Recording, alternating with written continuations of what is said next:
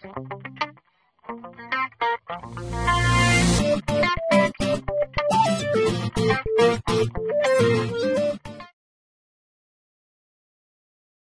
à toutes, bonjour à tous. Aujourd'hui, nous allons parler pour réparer des fichiers corrompus dans Windows XP. Là, la seule chose quand je vous parle de fichiers corrompus, ça peut être des fichiers supprimés ou des fichiers manquants dans Windows XP et qui fait que votre ordinateur soit instable dans Windows XP.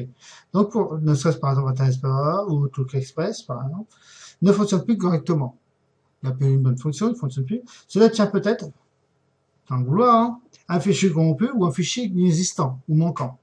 Donc Windows XP, la chance qu'on a, c'est que Windows XP, il intègre un vérificateur de fichiers système qui s'appelle l'outil SFC.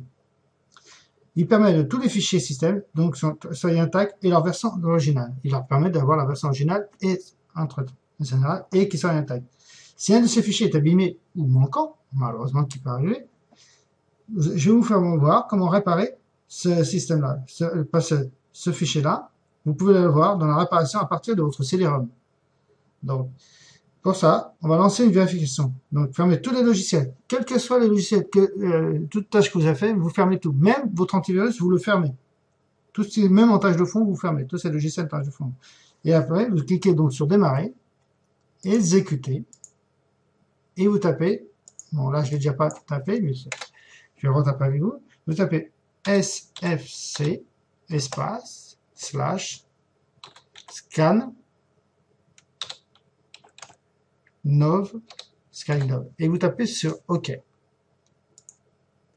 À ce moment, il va vérifier. Je vous conseille de mettre votre CD-ROM de Windows XP dans le lecteur, ce que j'ai fait.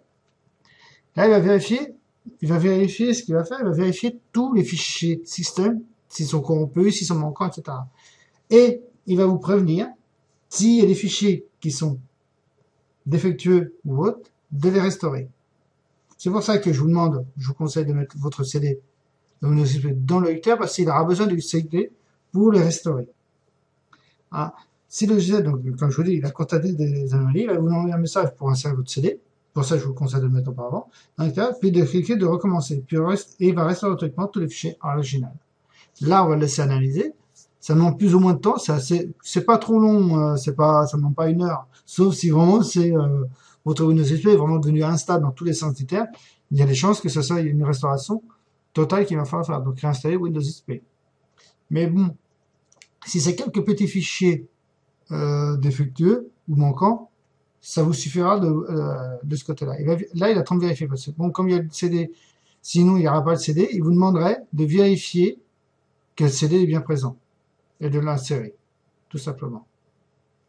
Là, vu que le CD est inséré, il va vérifier donc tous les fichiers s'ils sont en état original et intact, et s'ils ne le sont pas, de les restaurer, tout simplement. Et ça demande un certain temps.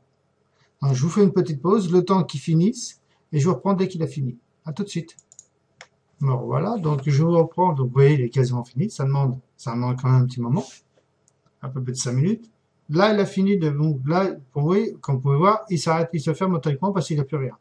Il y a eu quelque chose, il aura affiché l'information. Voilà, tout simplement. Ça vous permettra de restaurer les fichiers corrompus ou manquants. Et Windows XP redémarrera normalement. Voilà. Donc, je vous laisse et je vous dis à un prochain tutoriel. Merci, au revoir.